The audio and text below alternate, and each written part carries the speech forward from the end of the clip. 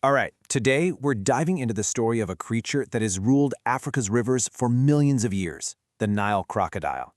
But this apex predator, it's got a secret, one that's popped up thousands of miles from its home and created a really fascinating scientific puzzle. I mean, just look at this animal. It's basically a living dinosaur, a predator that's been perfectly fine-tuned by evolution. Back in its native Africa, it's a symbol of incredible power and survival. Its lineage is so ancient, it has watched empires rise and fall. But, what happens when a creature like this shows up so far from home? And that gets us to the big question for this whole explainer. Is the Nile crocodile actually a threat to the United States? Now, you'd probably expect a clear yes or no, right? But the official risk assessment from the U.S. Fish and Wildlife Service is uncertain. And believe it or not, that one single word kicks off this amazing scientific detective story. Why, with everything we know, is the answer so murky? Let's go find out. Every good investigation starts with a profile of the suspect. So first things first, let's get a handle on exactly what we're dealing with when we talk about the Nile crocodile. First, let's talk size. The biggest males can get up to 6 meters. That's almost 20 feet long. Just to put that into perspective for you, that is longer than most cars. This is not just a big lizard. We are talking about a true giant.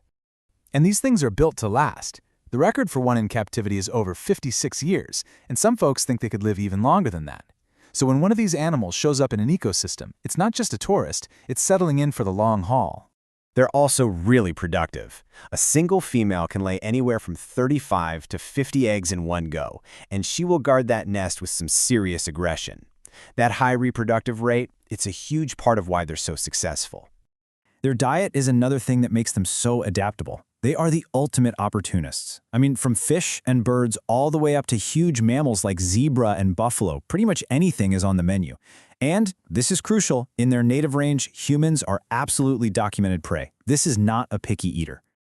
Okay, so what we've got is a huge, long-lived, highly reproductive predator that'll eat anything. Now, let's track its movements, because our investigation is about to jump across the Atlantic Ocean. And this shows you just how out of place these animals are. Over on the left, you see their massive native territory, all across Africa. Then on the right, a few little dots in the United States.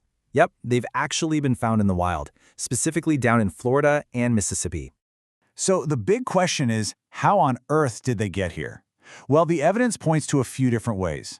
One group was apparently let loose from a breeding facility in Mississippi during Hurricane Georges. In another case, some baby crocs got out after an exhibit was vandalized. But the most likely reason for the ones found in Florida is the exotic pet trade. People buy them, they get way too big to handle, and they just let them go. Now, it is really important to note that while they've managed to survive for years out there, there is zero evidence of an established breeding population. Okay, so we know they're here, but they're not breeding. That should make the risk pretty simple to figure out, right? Nope. This is where our whole investigation takes a huge twist, and we get to the real reason for all this uncertainty. This quote from a scientific paper back in 2003 just says it all. For literally centuries, we thought we knew the Nile crocodile. Turns out, we might have been wrong the whole time. So get this, scientists now think there aren't one, but 2 different species that were just mistakenly lumped together. You've got the true Crocodilus niloticus in eastern and southern Africa, and then there's this newly recognized species, Crocodilus suchus, over in western and central Africa. Now, this is a huge deal because they might have totally different behaviors. The problem is, when a Nile crocodile is found in Florida, we have no idea which one it is. And the story of how they figured this out is just incredible. Researchers basically became historical detectives.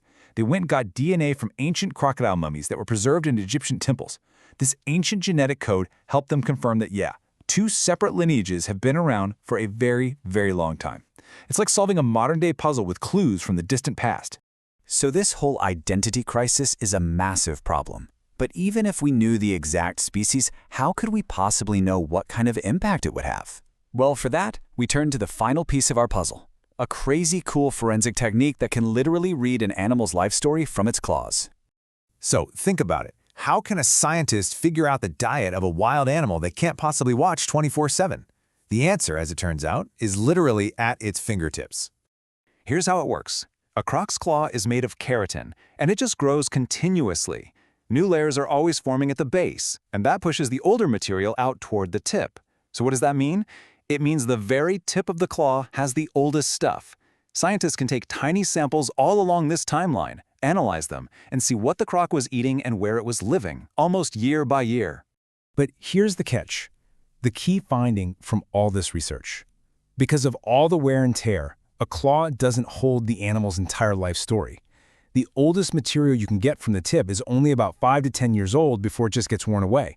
It's an amazing short-term biological archive, but it's not a lifetime record. Okay, so let's put on our jury hats. We've looked at the profile, the sightings, the identity crisis, and the forensic science. It's time to put all of these clues together and really understand why the final verdict is still uncertain. So, here's the bottom line. The whole uncertain assessment boils down to 3 huge unknowns. First, that taxonomic confusion. We just don't know which of the 2 species we're dealing with. Second, because there's no real population, we have 0 data on how they'd actually affect native species. And third, while we know individuals can survive here, there's no proof they're breeding. The threat, right now, is purely theoretical. And this visual really shows you what's at stake, because while the current risk is uncertain, the potential risk is huge. This climate model shows that massive parts of the southern United States are a perfect match for the Nile crocodile's home climate. The habitat is basically ready and waiting. And that leaves us with this final, really provocative question. We've got an apex predator. We don't know its true identity, but we know it can survive here. And we know there's a perfect climate just waiting for it. The risk assessment is uncertain today, but what happens if a breeding pair finds its way into the Florida Everglades tomorrow? That right there is the crocodile conundrum.